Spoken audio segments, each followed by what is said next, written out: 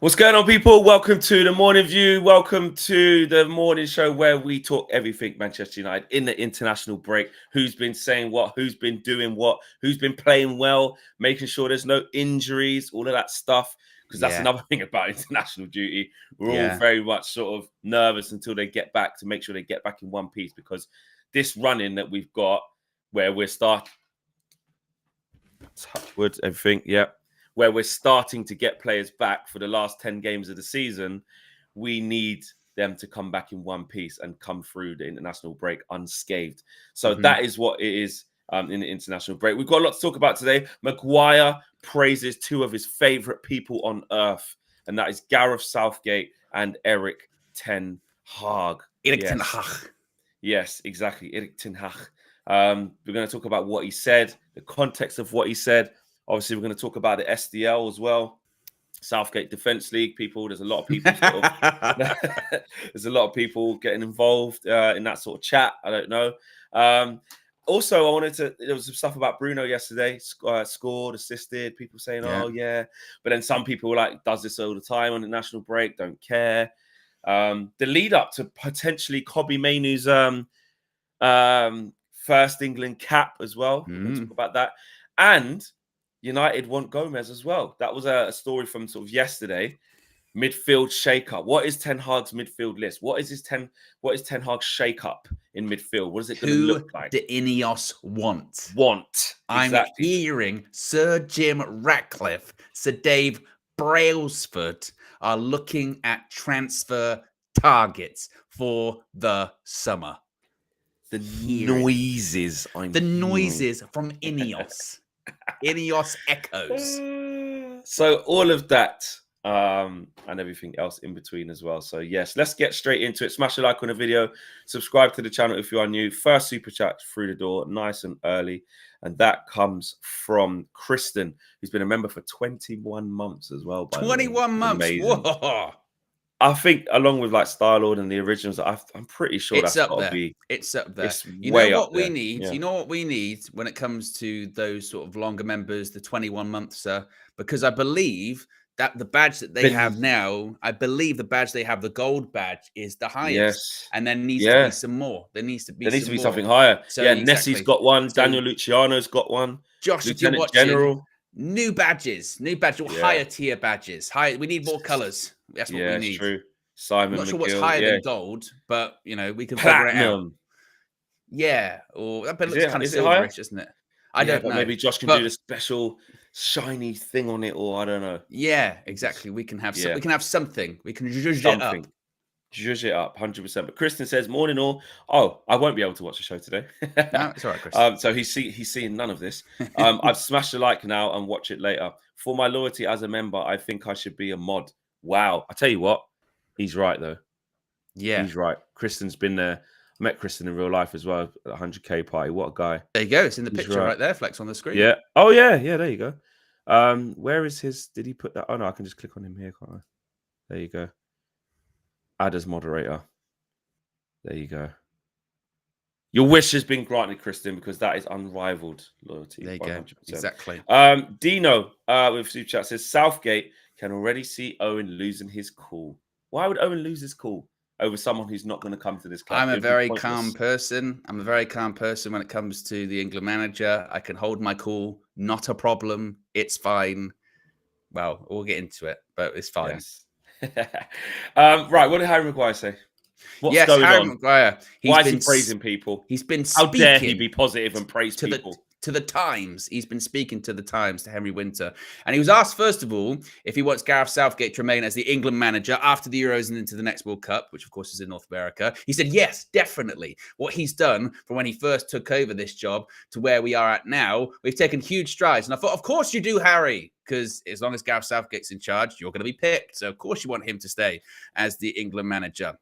But then this was quite interesting, Flex, because he was asked about the Liverpool game and Erik ten Hag and the way that was set up, etc., etc. And he said, we didn't really get control of the Liverpool game. So the manager told us to be more aggressive. He put on an attacker and basically said, go man for man. I was up against the striker, the fullbacks against the wingers, man for man all over the pitch. And he says, it actually worked. It enabled us to get a The bit shock. higher up the pitch. It enabled us to get a bit higher up the pitch, put a bit more pressure on, because there was a period in the second half when I felt like we were letting the game drift away a little. Credit to the manager to see and recognize that. He then finally said, talking about the season as well in general at United, it shouldn't be a lot better. 5 teams above us have accumulated more points. A lot, to be honest, at this stage of the season. Obviously, we've had a lot of injuries, but so have other clubs. So Maguire said, no, I'm not even saying injuries. It should just in general be better. We should be better. What do you make of some of his comments there, Flex? Particularly, I suppose, the one where he says, look, the manager saw some changes and it actually worked. That's not going to be taken the wrong way at all, is it? Of the shock of the manager doing a tactical change. Yeah, it actually worked, Flex. It worked. Like, I can't believe it worked. It worked. Like, I can't believe it. Like, but normally, in fairness, I think the fans were a bit like that, weren't we? We were, after the game, we're going, we beat Liverpool with Harry Maguire at front and Antony at left back and Bruno at centre back. So we're not completely different in that regard of, we made those changes and it worked. It did work. Hang on one second. There you go. Just need to put that in. It did work. And the reason why we were surprised after the end of the game was because one of the biggest criticisms that there has been labelled at Erik ten Hag many times is that sort of in-game decision making, or the stubbornness, or the reluctance to sort of do something different. Now, let's be honest, it's a cup competition and it's do or die. So 2-1 is the same as 3-1. There's no goal difference. It doesn't matter. You're in or you're out. Yeah. Losing 4-1 is the same as losing 2-1. Like, if you conceded a couple on the break because you absolutely went for it because you was a goal down with 5 minutes to go, that's what you're meant to do in tournament football, in cup football. That is it. It is do or die, win or bust, right? So he, on one hand, yes, we can say that, well, of course he has.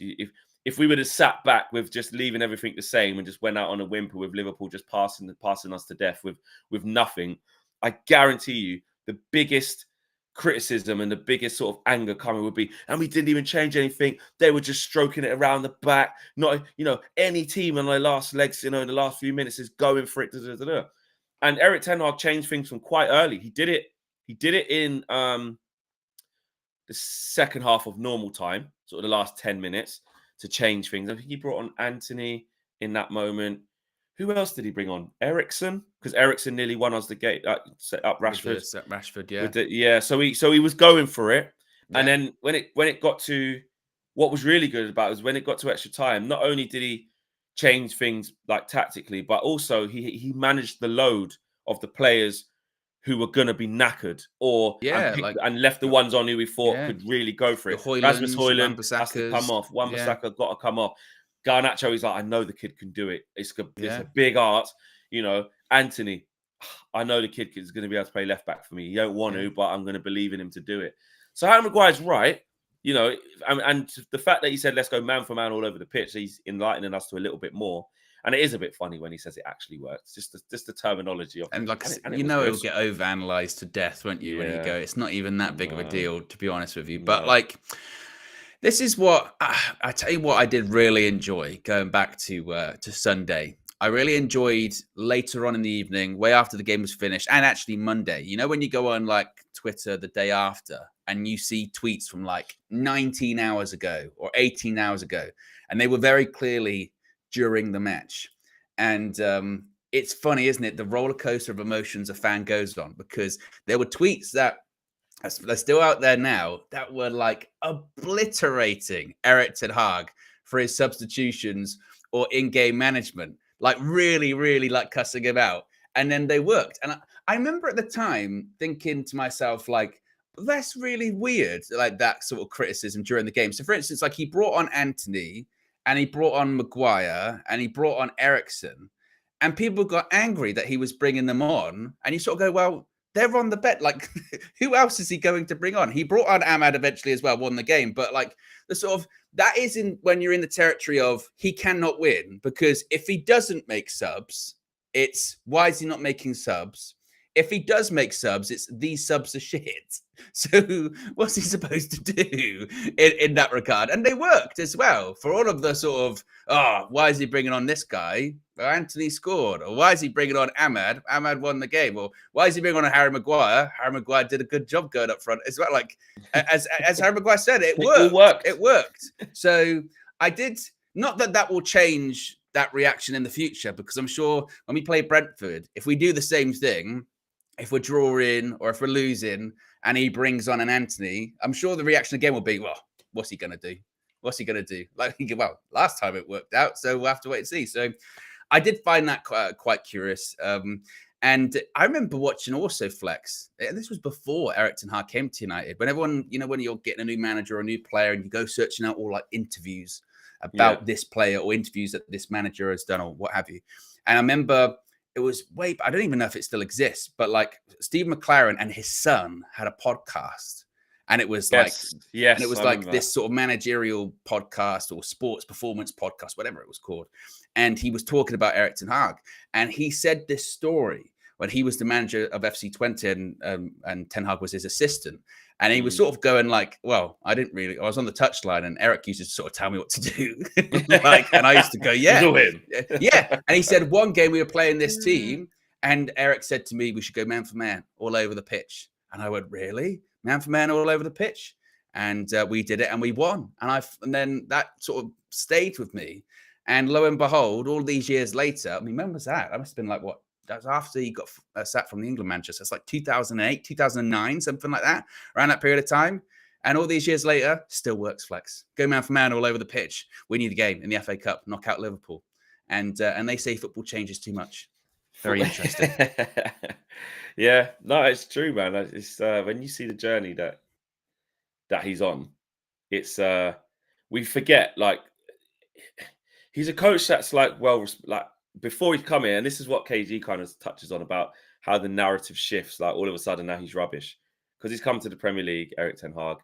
He's had one good season where people praised him, like neutrals and stuff, and United fans. Third trophy, cup final again, lost, but fine. Then in the second season, now, he's not good enough. No. Well, see what Ornstein said. See what Ornstein said yesterday as well. And so the Athletic had a podcast, and he was talking about INEOS coming in and putting all these people in place. And he said, which is what people in the Erik ten Hag Defence League have also said, which is if Erik ten Hag was on the free market right now, if Erik ten Hag was at another club right now, INEOS would look to him as a manager that would be a good candidate for Manchester United. And that led to a lot of people going, see, that's what Ornstein's saying. Ornstein's saying that. And I kind of see both sides of that argument, because I get the point that they're making. And I think the point that he's making is that, like you said, he's got a good reputation. But prior to coming to United, he was a manager that was in demand around Europe, and clubs were looking at him. I know he did interview for the Spurs job, didn't get it for a lack of charisma. And we were mocking Spurs for that last season, weren't we? But on the other side of it, I do think it's a kind of shaky comparison or a shaky analogy to use, because you can't take away experience at the same time. So, when people go like, oh, if he was still at Ajax, we'd be all wanting him. He'd be someone we'd be looking at. But he's not at Ajax.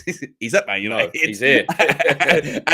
and stuff has happened as well. Hence why some people don't think he's the right fit as well. So I think that kind of analogies, it's on sort of shaky ground, isn't it, with that one? Because you can't just take away reality from it. But I do get the point he's trying to make, certainly. And he still does have, if he left Man United at the end of the season, he wouldn't have an issue getting a job. He wouldn't be managing the under 14 somewhere, would he? No, exactly. He'd get another top job somewhere. He would. He would. He'd get another top job in Europe. Kenny Fan TV says, big up Flex and Owen. The Southgate rumours are just boring and fake. Stay tuned to my Kenny Cogley post-match conference later on.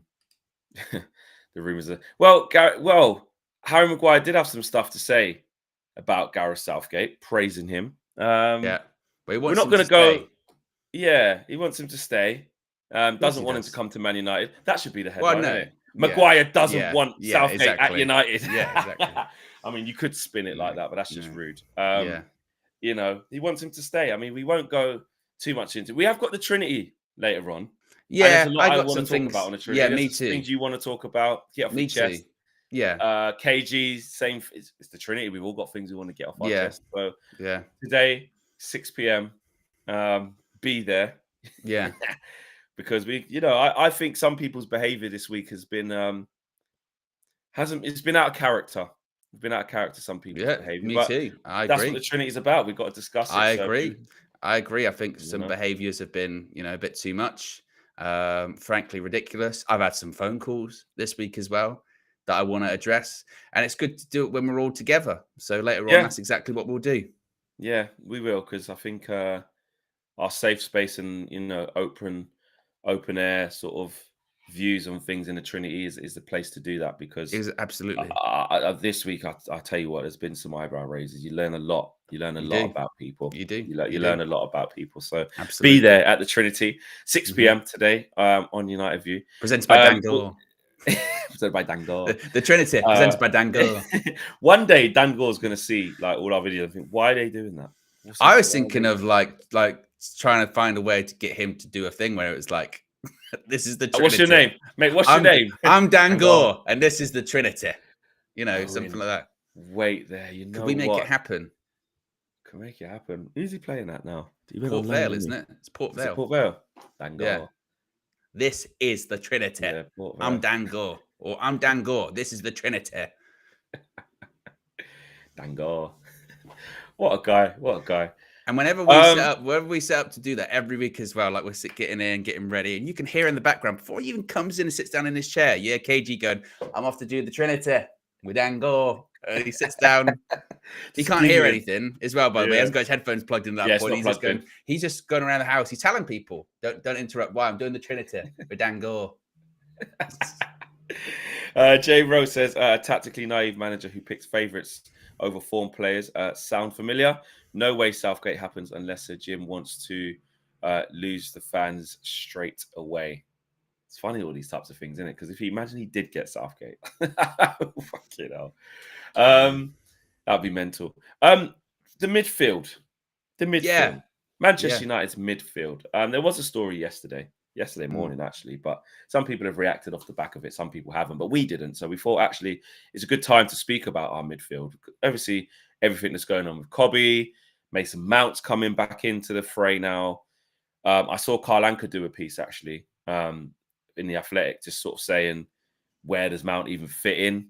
You don't see him as a straight out 6. He's not going to dislodge Bruno as a 10. You're not going to play him instead of Garnacho or Rashford because Ten Hag likes those direct, quick wingers. Like, what's the plan? And also what's been reported, I think in the Mirror, was sort of about João Gomez from Wolves, who's been good, been really good this season. Where are we at? What's that story? And then let's sort of open it up and you guys get involved as well with your midfield wish list.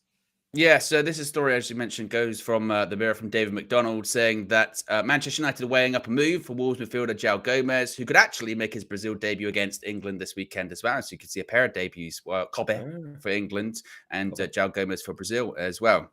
He's saying that United are looking to sign a holding midfielder this summer, with Casemiro likely to leave, and have identified the £40 million rated Gomez as the potential replacement for his fellow Brazilian. Gomez has been watched several times by United on several occasions this season, most recently earlier this month when Wolves beat Fulham 2-1 at Molineux in the Premier League. Finally, they say Gomez, a combative central midfielder nicknamed the Pitbull in his homeland. You can have the Butcher and the Pitbull in the same starting line flex. We already got Pitbull. That's supposed to be Malacia. Yeah, has also, but he's kind of, Malacia, the Pitbull's a bit missing at the moment. He's in the kennel. He's a poodle at the minute, mate. Exactly. He's also attracted interest from United's Premier League rivals, such as Spurs and Newcastle. Wolves are aware there will be interest in Gomez this summer and are understood to have begun the process of identifying a replacement should they end up selling him. Of course, if you do actually recall with Wolves last season, and this was kind of the whole thing with Lopetegui leaving and then Gary O'Neill coming in, they're pretty close to the line when it came to PSR. No money, mate. Got no money, couldn't do anything. So they eventually did sell a couple of players and brought some in, but it was close. And by all accounts, just look at the state of play when it comes to the Premier League and these clubs now. Obviously, now it's Forest, Leicester. They're not even in the Premier League, and they're getting hit with it because of their accounts from last season. And there could be a situation where they come into the Premier League and start on a deficit. It's crazy. That's mental, that one. Yeah. And then on top of that as well, Obviously, the situation with Man City, which did they say that's this summer, this autumn, I think as well. And then Chelsea as well. Chelsea, they're also it's Come got a on, double whammy with Chelsea, isn't it? It's the historic stuff with Chelsea under the Abramovich era, but also it's the current stuff as well because they've spent, I mean, a ton of money over the last couple of years, and they've got so much, nothing to so show much. for it. They did the ultimate gamble flex, which was, we're going to spend this money. We'll get in the Champions League. It'll be fine. What they didn't anticipate is we're not going to be in the Champions League for like 2 years, 3 years, which obviously you look at even United with Sir Jim, when he's like, we have to get in the Champions League next season, by the way. Otherwise, we're going to be in a bit of trouble. Not as much as Chelsea or anything like that, but still just goes to show. So the point being is, steering it back to Wolves, is that they're saying like 40 million quid for nowadays for a midfielder in the Premier League. Poof, it's not bad going. Not bad going, Flex. No, and it could fall in line with what Sir Jim's saying, but going, you don't want to buy, he didn't name Casemiro, obviously, but he said you don't want to buy, the current Mbappe or Bellingham. You want to find the next one. And who's to say that a João Gomez couldn't be the next Casemiro or what have you? Yeah, I think, look, he's had some standout performances this year. Obviously, played really well against Spurs, got 2 goals. I've seen him against Everton a couple earlier in the season. He was just powerful. When he played against us as well, I just like the look of him. I think there's a game against what was the game when I was like, oh, he's handy. I think it was against Arsenal. And I don't think they won the game, but when you just see players individually where like they can take the ball, they can drive through midfield. He breaks up play pretty well. And it's not like a, oh my God, this guy's well. It's like the next, just under that, where it's like, actually, in the right circumstances, better team, good scouting, build sort of a team that, you've got a place for him. I can get behind that. I'm not saying he should be our number 1 target. We're definitely going to get him. We're going to do this. We're going to do that. I'm not saying that, but no, he's good. And when Wolves should have beat us at Old Trafford earlier on in the season when what's his name was just running through us like we weren't there. What's his name again? Got injured. Amazing season. Striker. Cunha. He was just getting on the half turn, mate, just running through us like we wasn't there. That day we got honestly dominated. Rinsed. I know, but I honestly remember looking at them going, that's not Wolves. Is that Brazil? Who's that? These guys are doing a madness in midfield, just carving us open every time. And it was, those 2 players. I think Mateus was Mateus Nunes there then as well, or he gone already by then to City. I think he might have gone afterwards. Can't remember. Maybe he went afterwards because they were going after Paquetá and it fell through. So someone put it in the chat. Did Mateus Nunes play against us? In the first bit of the season, because I think he did. And I remember going, bloody hell, man, them man are mashing us up. So yeah, I've seen in person that these players are good. So I'd gone City already by then. Fair enough. But I remember João anyway. But we'll see. I think what definitely is on the agenda, which we can see already with our own eyes, is that we need to fix the midfield. We need to fix it. Like, what is Bruno's talking in the interviews about playing deeper, saying, I can do it. And, we spoke about it a little bit on What the Devil, about what that would look like. Mason Mount, with the emergence of Kobe, we know that it's going to be built around Kobe. Like, Kobe's going to be the main star of that midfield, that's for sure. How do you construct this new look midfield? If Casemiro leaves, different type of profile you get in, what does it look like? Is it Mason Mount that comes in and starts the game like he was supposed? What's the plan? Yeah. Well, just in general, like our transfer strategy, what's the plan? I'm really curious for it this summer because from what Sir Jim has said in his sort of interviews he's done thus far, particularly that most recent one when he was talking about, again, more transfer strategy, where he was like, we're not just going to throw money on big, well-known sort of franchise players because, with all due respect, United have done that for a decade, and what have they got to show for it? Nothing. It hasn't worked. And we're still dealing with the fallout of it now, aren't we? With high contracts, players that, I mean, think of any big player sort of in recent modern football history. We've tried them. United. We've had a go, and it's not worked out. So it's going to be really interesting to see this summer, isn't it? if the profile does change, if the profile legitimately has changed. Has it changed to the point where, like you say, you go for like a João Gomez, where you go, maybe in the past United would have gone, I don't know, can we get like someone that's played for Real Madrid? Can we go get someone who's played for Bayern Munich? Can we get someone that, you know, has had a really good season and is in Europe in Serie A or something like that? Can we go for that instead? And it would be really interesting to see if that's what United do. And I think just the summer, we've said it so many times, haven't we? It's just so big for Man United. And then on top of that, like you said, when it comes to these targets we know we need a new midfielder. We still don't really have that six right now, do we? We don't have that person, and it's going to be interesting to see, like, if Ten Hag's still here, does he still try and get that sort of Frankie de Jong ilk? Not obviously Frankie de Jong, but does he try and get that style of player still in the team, or does he try and get a more like a sort of Paulinho from Fulham, that kind of just win the ball, Kante-esque, knows, you know, that kind of thing? Is that what they try and do? Does Paulinho even still go to Bayern? I mean, I know he's nearly gone there like twice already, but Bayern, can't just nick in there. Yeah, does he sort of? But then if they get like Xabi Alonso, he probably definitely would go, wouldn't he? Because he'd be like, exactly. They're proper on the way up. So that's the sort of thing I'm looking at, though. That'd be. But that's like, and I know you're good. Look, Fulham, because he signed a new contract as well. I don't know if it has a release clause, but like, they're going to charge a lot of money. They know we've got an asset there that you can spend a lot of money on. It's going to be at least 70 million in a minute. Yeah. And also you would think, like, again, if it's not Bayern, that is that kind of player, isn't it? That like City look at and go, or Arsenal again look at and go, you know, he is one of them players where, because if you think about literally elevating your team in like commanded midfield, like the type of impact that Declan Rice had at Arsenal, because you know how, like, what he can do. Yeah. And you can sort of leave him Marshall just in front of the back four. He can drive with the ball. He can break play up.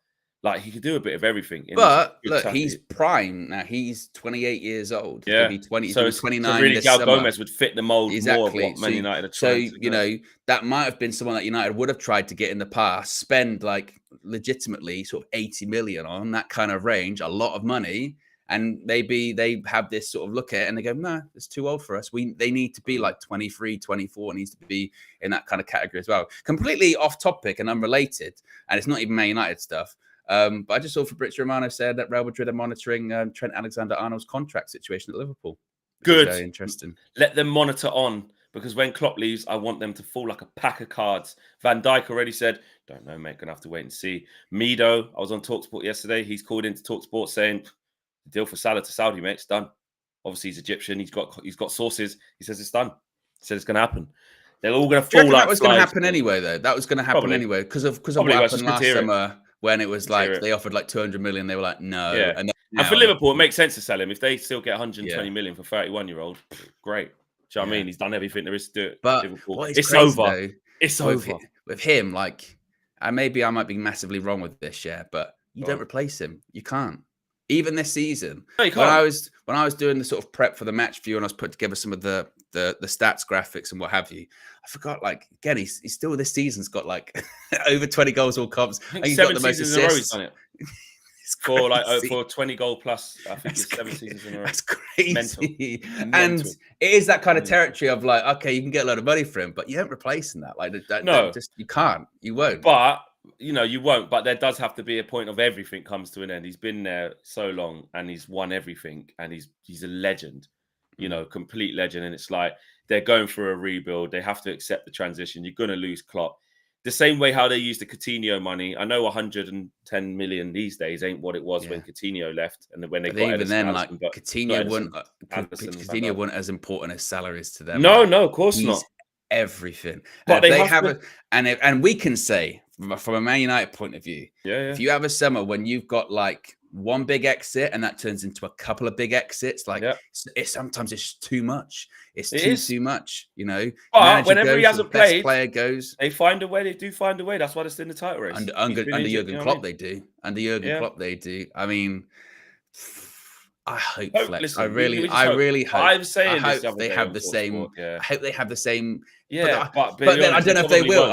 I don't know if they will, because for us, it was the manager going and also the chief executive going, and they were holding together something there was so many cracks in it anyway, because suddenly, like, obviously the Glazers weren't really getting as involved in sort of football operations because how dare you try and usurp the authority of Sir Alex Ferguson and David Gill. Once they go and Ed Woodward comes in, and not only is a CEO, basically he's like director of football, which is a madness. What's your footballing experience? Well, I was a banker. Oh, great.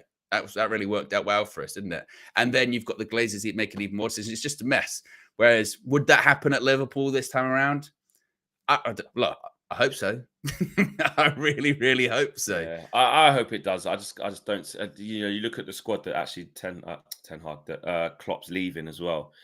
It's in a good shape. Like it is. Like he's revamped the whole midfield in one window. They've still got like the reason why they're in the title race. Yeah, is a lot to do with the Kloppism. Like he finds a way, but they've got young players coming through like Kwanzaa, who's good, Conor Bradley, who's good, Harvey Elliott is good. Jota keeps getting injured and stuff, but there are actually, in fairness, there are other changes too, because obviously Klopp's gone, and now Michael Edwards going back. They got is it Hughes from Bournemouth, so that might not work out as well. So no, there's loads of things that won't. We hope that they just collapse like a stack of shit. Era's come to an end. I want to see it. Era's come to an end, but yeah. So hopefully Trent gets his head turned and he goes and all. Goes Real Madrid. Be tremendous. Exactly. Although, to be honest, Real Madrid, they're going to be good, aren't they?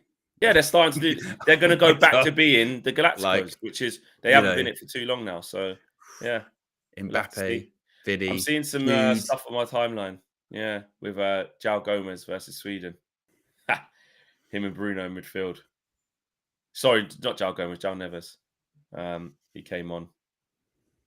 Yeah, did you see Bruno apparently sitting alongside him on the international break with the meals? I think on the other side doing was Agent Dallo. Agent Bruno.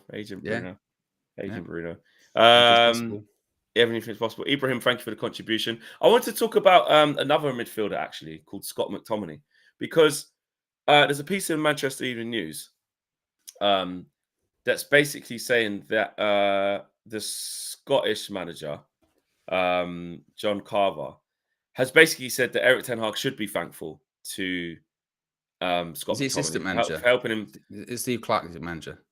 Sorry, Scotland's team's national coach. Yeah, so he's probably assistant. Yeah, he believes that Eric Ten Hag should be thankful to Scott McTominay for helping keep his job.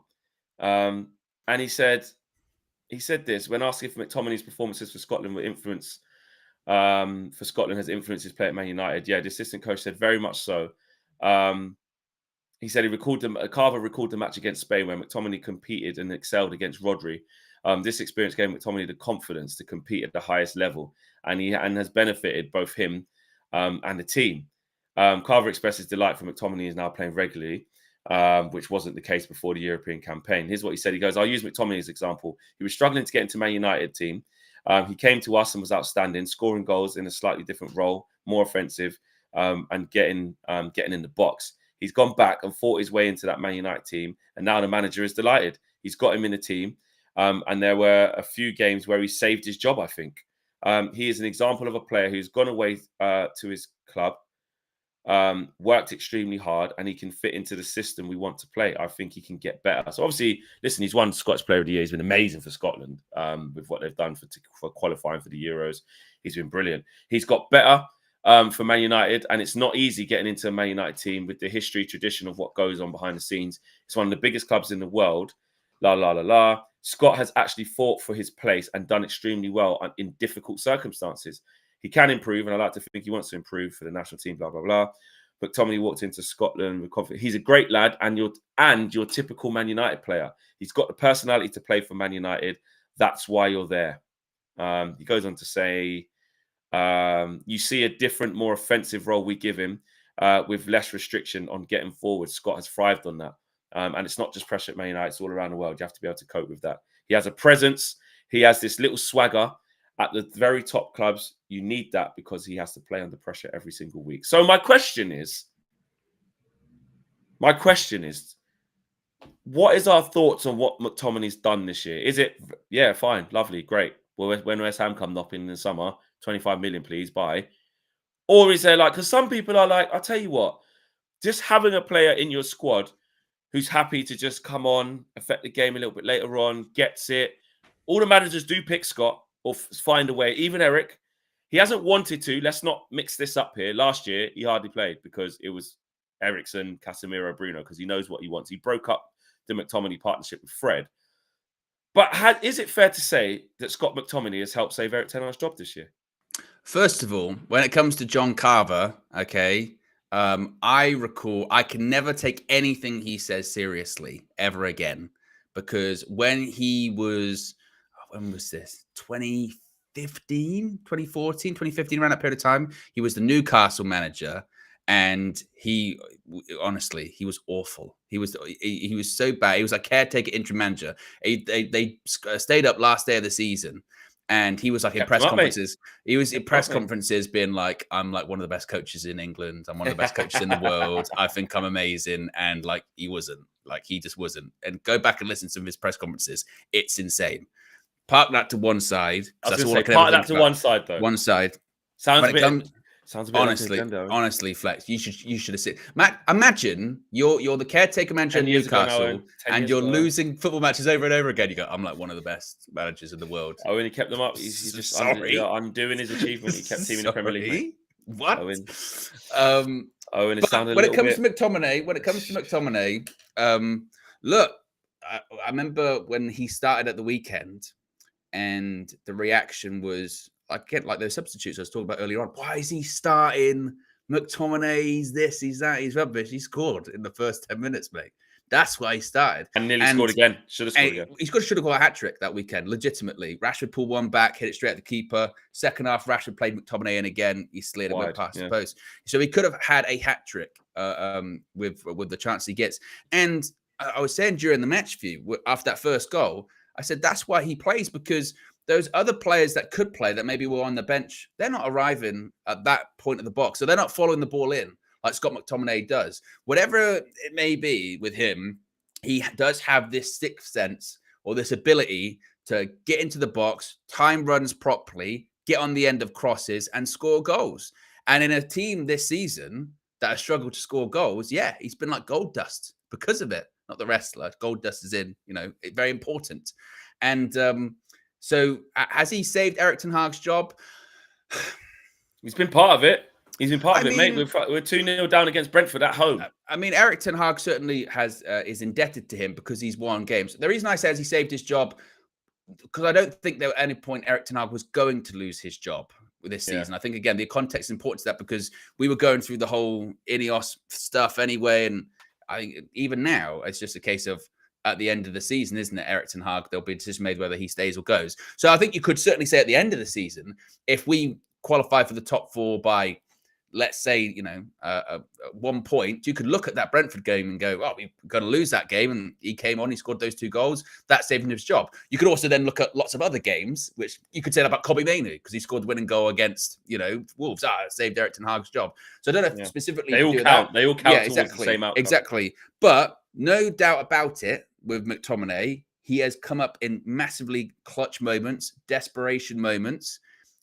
I feel with him, and when you say this, it almost sounds like you're saying it facetiously or you're taking the mick out of him. But legitimately, and I'll say this on the full view, his best position is the bench.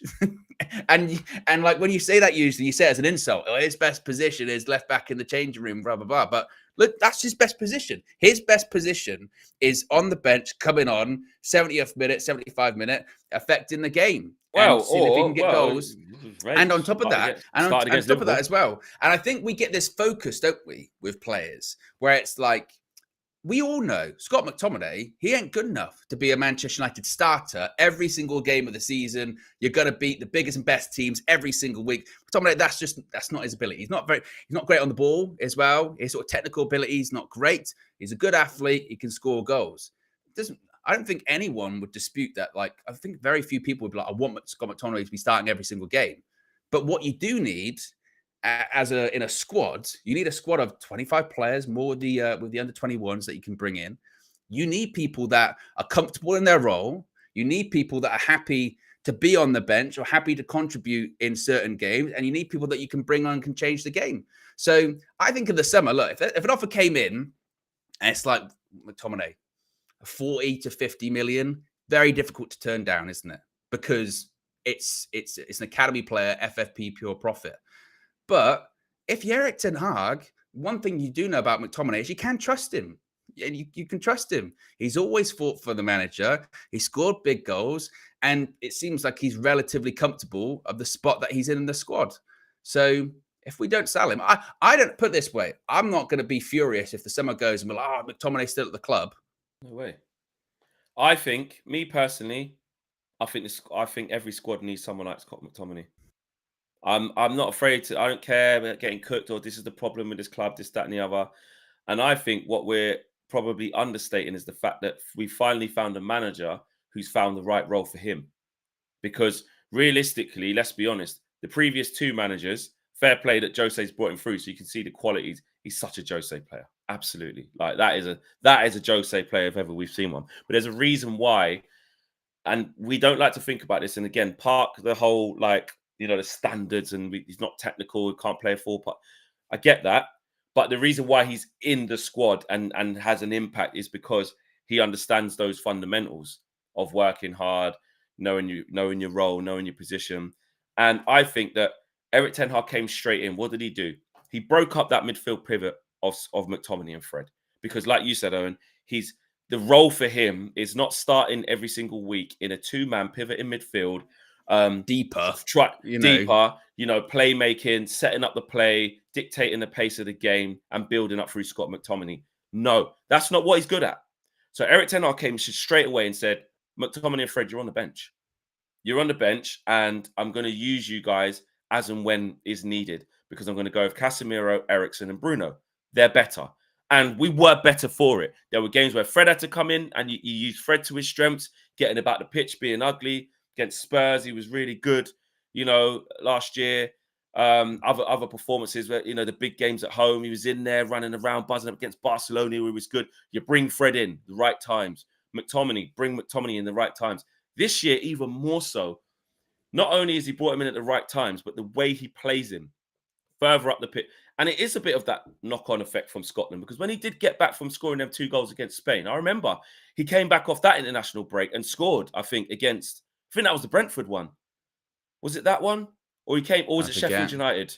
I can't remember. He came back and scored. I remember he won us a game against Chelsea at home as well, scored 2 against them. Let's not forget that. Scored big goals because Erik ten Hag's gone, I'll tell you what, he's actually wasted. He's harmful to the team playing further back because he can't do it. And he's actually wasted because further forward, he can impact the game. And he's somebody who just understands his role. He don't speak out of turn. He puts effort in. And in the derby games, in the real games where it's like, he was captain for us against Liverpool, 0-0 away. Anfield, yeah. So these are the things of it's not about building your team around a Scott McTominay. It's about understanding that you build your team around better players and you get the right profiles of players.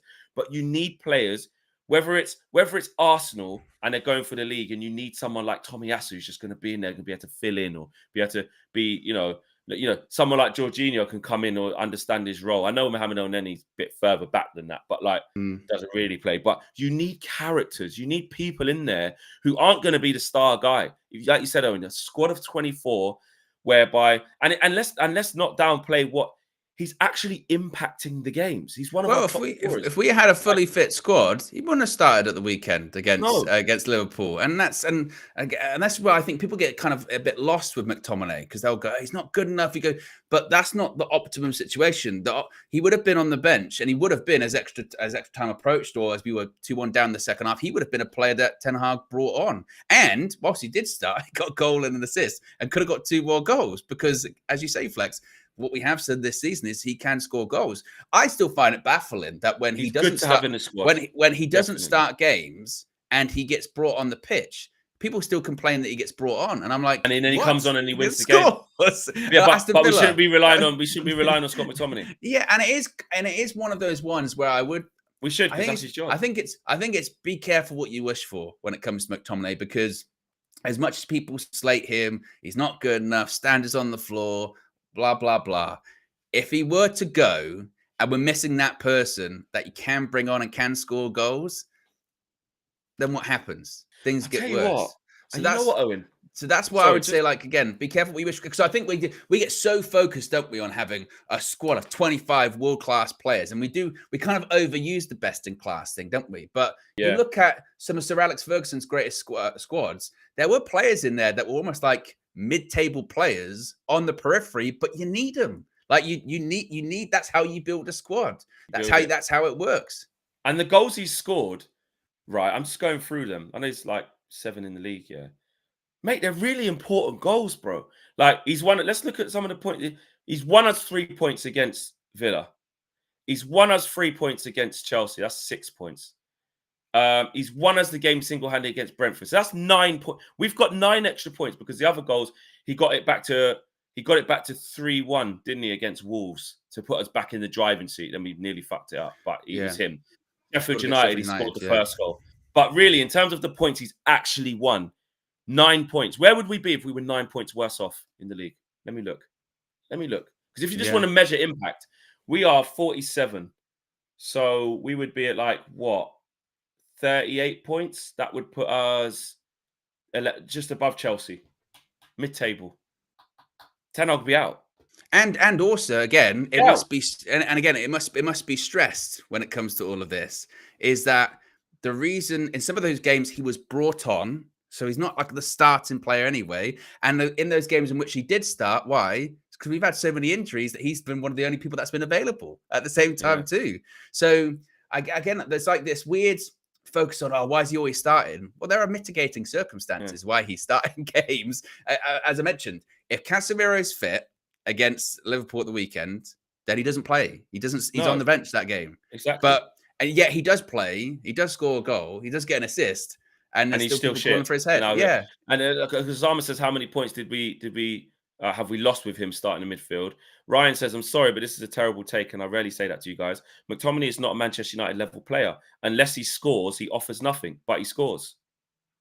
I hate these arguments. Like, you're taking away the power. Like you said, you're taking away the thing that he's good at. I've seen people do this. Like, I saw someone do it the other day with Kyle Walker. Without his pace, what is he? Well, that's what he is. It's like going Harry Kane. Without his goals, what does he offer you? Well, that's what he offers you. That's the thing. Like McTominay this season, without his goals this season, what would he offered us? Well, let's just take away everyone's best asset then. But also, and listen, listen, that makes zero sense. I've said so many times, and we actually not just we've all said so many times. Sometimes it's horrible to watch, and it's laughable at points. And this is where he shouldn't start, and he shouldn't rely on him. There's times whereby he's in the 10 position because he's further advanced. He's got to play a simple ball between the lines. Like, his lack of technical ability, like in build-up, pass appreciation, But he gets the assist for Rashford, so it's not all the time. It's not all. But that's why he shouldn't start. That's why he shouldn't start. But his knack, it's not by accident that he arrives late. He's in good scoring positions. Always gets an open look at the goal. It's not a knack. It's not a coincidence that he's won us 9 points. Like, he's a goal. Once we've realised that, actually, and Erik ten Hag realised it, and Scotland realised it, whoever actually, this guy's best position is kind of just away from the build-up. Just put him up front. He can get the ball. Let's get the ball in the box and get him in the box. Get in the and again, that's what he does. And I know we want to get towards this certain style of football, right? We want to get to. I think people want. I think Manchester United to play that way, and that's fine. I agree. People want to play that like Pep style, sort of Klopp style, whatever, or the Arsenal style. It's high pressing and the really technically sound and the passing, this, that, and the other. And again, I don't disagree with that. That's how modern football has moved on. But that style, it won't always work. There will be those games where 75 minutes in, it's 0-0, or you're 1-0 down, or you're searching for that goal for whatever reason, and it does become a bit more, we need to get the ball in the box. And when that happens, you need alternatives. You need stuff that's different. You can't just have just the plan A, the plan A, the plan A, the plan A. Sometimes you have to go through B all the way to Z and figure it out and get a goal. That's what you need to do. So I don't think anyone's advocating for like McTominay to be given this 5-year contract. He's got to start every single game. We've been through that when McTominay starts every single game for Manchester United. It's not great. But I do think we kind of overlook the importance of a squad player. We overlook the importance of someone that is that is different, and we overlook the importance of someone that that has delivered this season and cares too. No one can doubt McTominay. No one ever said Scott McTominay don't care. No one will ever say that about Manchester. And even the argument of but if he left United, he'd be going to again West Ham, or he'd be going to and he'd be fine, or he'd be going to Everton, he'd be going here. So how good does that make him? That means he's not good enough for Manchester United. Some of Manchester United's great players in the past, when they've left, have gone to mid-table club. John O'Shea went from Man United to Sunderland, right? He was brilliant. He's like a Sunderland legend. But no one doubts John O'Shea's legacy at Manchester United, right? Nicky Butt, when he went from he went to Newcastle and he was at Birmingham. Yeah, no one doubts Nicky Butt's legacy at Manchester United. You know, because again, that you have to look at. Was it Park Ji-sung? Did he go to QPR after he left United? I think it was. Yeah, I think it was QPR. No one doubts. No one doubts his legacy, right? Because again, you need those players. Darren Fletcher, when he left United, where did he end up going? Was it like Stoke, West Brom, all that kind of stuff? No one doubts his legacy. He was a leader. He was held in like he's been at the big clubs and won shit. No one doubts his legacy at Manchester United. Even look at like a Johnny Evans, right? When he left, where did he go? Went to Leicester, went to West Brom, this, that, and the other. No one full circle back at United. When he's back, everyone's going, he's great. Because again, you need those players. Not every player you have in your squad, and maybe it's been kind of skewed because of sort of the Man City effect, where they've got so much money, and you look at their bench, you go, it's incredible. But not every player in your squad is going to be a world-class player. It's just not feasible. It's not. And what you do need is those players are on the periphery. They know their role. They're happy to come in when they come in. And when they come in, they can do a job. They can affect the game. That's the kind of situation McTominay falls into. It's different with someone like a Harry Maguire, because a Harry Maguire wants to play every single game. And he's like, do you think McTominay would, though? Do you think McTominay would accept that, like, that's my role coming off the bench? Yeah. Or does he think, like, I need to go to West Ham? I think so. Well, even West Ham. Mate, even West Ham. I'll tell you what, might not start. Because his international status isn't going away if he's on the bench for a while. Scotland aren't going to drop him or anything like that, are they? So I think he knows his role at Manchester United perfectly. Again, he's come through the academy. He knows. So I don't think, unless obviously, like I said earlier on, unless United got an offer, which you go, that is pretty difficult. Yeah. And FFP being the way it is and pure profit, it's difficult to turn down. Maybe that's what he's got to be. Or maybe he doesn't accept that role. Can't get in his head. But I don't think he would have a... There is a poll in the chat. McTominay, keep or sell? Very, very simple. So far, it's 53% say keep, 47% say sell. And I think it is what you say, Owen. It depends on the type of money that comes in and how we want to rebuild FFP, etc., etc. But I think that McTominay part was more so about don't downplay that he's had an impact on this team in the way that he's had it. And that isn't a bad thing. Like, it's fine. We've always had... If you think about even the most successful Man United teams, like Owen's just said, we've always had those bit part players who understand their role, who can come in for games and play their position. That's it. Do you know what I mean? That's it. And then they come out for a few games and they come back in for a few games, or they're relied upon in some of the biggest games and maybe don't play in the regular game. Like, we've seen it. Our club has told us that. And I'm not saying keep McTominay and we'll get back to the top. So what you're saying is that we're going to get back to what we were doing before if you keep McTominay. I'm not saying that. I'm just saying when you actually look at his impact this season, because we found the actual role for him, because we're not saying he should start games, because like Owen said, when everyone's fit, he doesn't start, and rightly so. But I tell you what, when he's come off the bench, i.e. because you need players off the bench who can impact a game, he has single-handedly won us games. He did it against Villa. He did it against Brentford as a super sub. He did it against Chelsea as a starter. And he did it against Liverpool as a starter. And he did he start that Wolves game? I think he did. I think he did, yeah. Maybe not, because that was like, this is our strongest team. Right. So again, he's come off the bench against Wolves then and got the win. And when at a point where we were flipping, trying to self-sabotage ourselves, he scores from a corner and makes it 3-1. And then we still nearly self-sabotaged, by the way. But yeah, he came on as a sub against Wolves and still scored because that's what he does. That's what he does, bro. That's what he does. And we just did the thing. I mean, again, single-handedly, he's won us 9 points, but he's contributed to other wins, right? Against Sheffield United and Wolves. But the other games where he scored in, he got an assist against West Ham as well. If we were 9 points worse off when we were just above Chelsea and Pochettino in 10th/11th, it would be Ten Hag out, mate. I'm telling you now. It Well, and would. again, also as well, this is my point that even in next season or the season after, and regardless of who's the manager at the time, let's say we are playing this great football and we are dominating possession and boom, boom, boom, boom, boom. There will still be games where you need to bring on a Scott McTominay because you need to get the ball in the box, or you're hoping because of this sort of attacking instincts that the ball falls to him. There's a reason now where if it is 0-0 or we are 1-0 down and McTominay's on the bench, we look towards the bench, go bring McTominay on because we know what he's going to do, and that's why you can't get too hyper focused. I think with just this is the style of football we play it to the end. That's it. As evidence at the weekend against Liverpool, sometimes you have to change the game plan. Sometimes you have to just get the ball in there. And I know it sounds so basic. And ball knowledge rubbish, but like that is when you get later on to the game, that's when you get back into the basics of football, isn't it? Get the ball in the box, get the ball around the box, take some shots, put some crosses in. And when that happens, he's there. He's there. I remember those other games as well, like when we beat Forest in the FA Cup 1-0. He should have scored that day as well. He was getting two crosses in the box, wasn't it? 2 headers. Yeah. And that's what he is. That's his threat. And you can call it McTominay PR, it's in overdrive, whatever.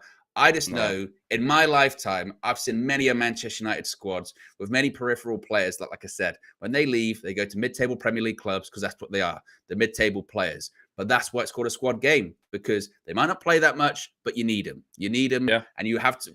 Sometimes it's for bigger games than maybe you intended them for, but you will need them. And I think there are probably more pressing exits than Scott McTominay. Yeah, absolutely. And I'll be honest, this is me sort of coming back on my opinion as well. Like when I've done like keep, sell, buy, bench, start, bench, whatever it is, and all them things, I'm like, yep, sell. Last season, I was like, yep, sell him. Not good enough. But actually, I'm not afraid to do it. This is me saying, actually, no, I changed my opinion. Like he gets it, man. Like he gets it. I like it. I like him. I like Scott. I think he's a good player in terms of for what you need him to do. For what you need him to do, and as long as he's happy to play that role. If he wants to go on and be the main man somewhere, fine. But obviously, like you said, that's going to be at Everton or it's going to be at bloody, a different version of West Ham or whatever. It's going to be at clubs like that, at Fulham or. So I mean, he could go be the main man in those places. And that's no disrespect to Scott. He can. Even Newcastle. I was saying about the Longstaff thing. Longstaff starts every week for Newcastle. Scott McTominay could running around, But obviously, they're going in high places now. So look. I changed my opinion. I've come back off that. I've flip-flopped. I've changed my opinion. Whatever you want to call it these days, where you're not allowed to do it. I've done it. I don't give a shit. I think his squad role is perfect for what we need. It's perfect for him. And until such point as he wants to do something different, i.e., I need to play more Gaffer. Fair play. We can't offer you that. We can't offer you. I can't offer you. I'll put you in the starting 11 more. That's when it goes above past the remit of okay. That's not what we're trying to do here. Yeah. But as long as he doesn't want to do that, then fine. I think people are just still burned from the days of McFred, aren't they? And I think that's the image which is long him. gone. Yeah, never going to see that again. Which is long gone. He's not that starter. He's not. He can't be that. And if that was the case, right? If McTominay was starting every single game, then I would be like, then he needs to go because you can't. We can do better. Of course, we can do better. And maybe in 2 or 3 years' time, we'll have that better version of McTominay on the bench, or we'll have that better version of McTominay, and we don't need him anymore. That's not to say that he sticks around forever, or he's going to be here for the next 10 years. I don't think he will. But and you still go and get other midfielders, by the way. Yeah, you still go and like you let Casemiro go, you get in João Neves or whoever it is, João Gomez, like whoever it's going to be. Like you still change things. No one's saying don't do that. No, you still keep him around. Exactly. In my opinion. In our opinion, Catch the Deal says we just want to sell him for profit. McTominay stay. And Joe says Gomez the next Casemiro. LOL, the disrespect is unreal. And 60% of you, 59% of you. Say keep Scott McTominay. 41% of you say sell. So there you go. K-Flow says you should have been on Flip Flop Wednesday Flex. It was epic. Yeah, I know. KG said he was going to be doing that show. We'll talk about it later on today on the Trinity Dangle. Thanks for watching, guys. Yeah, exactly. We did get over 250 likes. Didn't even really push for it today, actually. To be fair, on the way out, can we get an extra 25 or so? Can we get to 300? Can we do that? Hopefully we can. I believe in you guys. We'll be back this evening with the Trinity. Again, we need to talk about a lot of stuff. Be there. Don't miss it. And Owen, can I ask one thing when you're on the Trinity? Don't get all defensive and thing, because I'm going to be honest. Just a sneak peek to you guys at home. I think Owen's got to answer for a lot, and I just don't want you to be rude or in your feels or stuff. Because again, this is a teaser. One of the things going to be on my. I don't like the way you spoke to me this week. You've swore at me quite a couple of times. I've noticed, and you don't normally. And I just thought, I didn't like that. But we got to talk about it later. I think it's incredibly ironic you saying to me and hypocritical. Don't get defensive. The same person that says, "Okay, well, let's just shut the channel down." If someone, but that's not swear. I don't swear. You swore at me quite. I wonder if I swear at you. You swore, mate. What swear word did I say at you? To you directly. F word. I would love to see the footage. I would love to see the footage. You said shit as well towards me, just in a derogatory way towards me. I just felt attacked, basically. Yeah. But we'll talk about it. Listen, again, I feel like you're kind of doing it again. You just won't really accept. We got to talk about it later. I think this is what we're going to have to do with later. You're kind of making my point. This is because I feel like you're very good at stoking up a lot of things, but then when it gets to you, you snap. I think we've seen it. The gaslighting, it's strong. I can smell it. Can you smell? Don't turn a light switch, guys, because Flex is gaslighting everyone. Me, you, it's shocking. And when I have to do it or something, I've been passive aggressive. I don't even call Jurgen Fleck. I got to deal with all these names, but because you're known as the guy who's like, the Mr. Nice Guy, get the receipts. Owen's a legend. When you snap, you don't get called out for it, mate. That's what I'm saying. I think you need to be called out. I get called out all the time, mate. Hey, don't get defensive, Flex. You make sure of it. That's what I'm saying. Don't get defensive. It's called accountability. And I called you a mate. We're mates. I can't. Do you know what I mean? I get called out all the time, which is why I'm talking about consistency here. You're getting called out, and you get called out, and you threaten to shut the channel down, mate. It looks like you're quite uncomfortable getting called out. That's all I'm saying. There was a lot of swear words that aren't normally there, and I don't think you enjoyed it. So, the Trinity, 6 p.m. We will discuss more. Owen gets called out. Owen gets called out. Flex gets called out. Flex KG gets called out. Look, see, look. See, instant. Look, instant. This is what I mean. Instant. Yeah. Gaslighting instantly. Don't turn on a switch. Speaking of shutting the channel down, let's end this stream. And as you can see, the Trinity later on, 6 p.m. Dangor special. We'll see you then. Peace.